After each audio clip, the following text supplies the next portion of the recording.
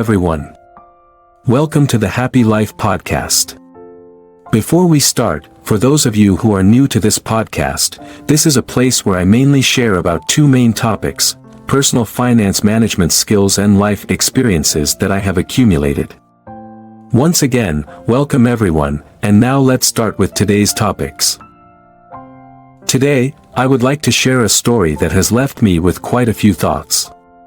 Recently, I had the opportunity to join a delegation from the Australian government to visit a community of Aboriginal people. Aboriginal people are the Indigenous people of Australia, having lived on the Australian continent for a very long time. According to some scientific studies, they have been living on the Australian continent for about 5,000 to 70,000 years, which is a very, very long time. Now, if you visit Australia and buy some souvenirs, you will see items decorated with dot patterns in red or black. These are Aboriginal designs. More famously, there's the boomerang, which is always mentioned whenever Australia is brought up. In the modern history of Australia, when the British Empire discovered the Australian continent during the early days of colonizing Australia, they did many terrible things to the Aboriginal people. They committed killings and implemented very cruel policies. In fact, in Australian history, there is a generation known as the stolen generations. They are called the stolen generations because the children under this policy were forced to leave their families. This story is vividly depicted in the movie Australia, which is a very good film. If you have the chance, you should watch it. Returning to the story, later on, as Australia became more modern and humane, they began to implement policies to make amends with the Aboriginal people. Around the early 2000s, the Australian government publicly apologized to the Aboriginal people for the mistakes they had made in the past, accompanied by very favorable policies to make amends for the Aboriginal people. Essentially, the government provides a lot of financial support to the Aboriginal people. This story might seem to have a happy ending, but the very policies intended to make amends have now led to a problem that the Australian government is currently struggling with. Among us here, I guess many of us have felt tired of daily life at some point and wished that someone would take care of us so that we wouldn't have to work and could still have money to live.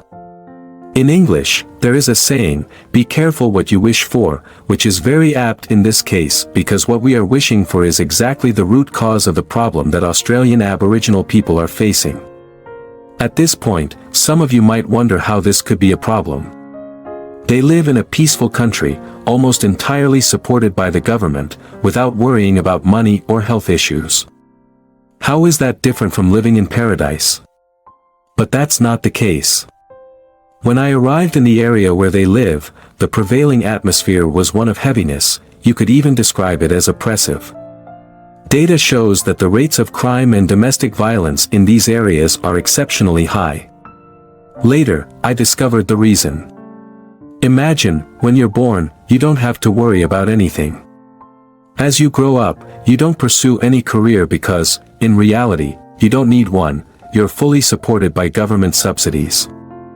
Every day you wake up not knowing what you're going to do, and each day feels the same. Eventually, life becomes incredibly monotonous.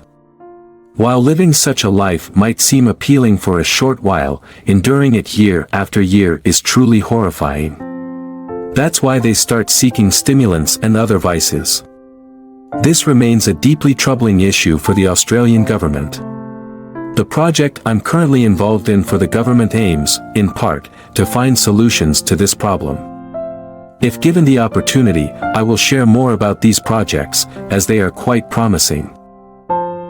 I'm sharing this story with you because it has left me with many thoughts. As I mentioned earlier, in our daily lives, we sometimes feel overwhelmed by everything around us.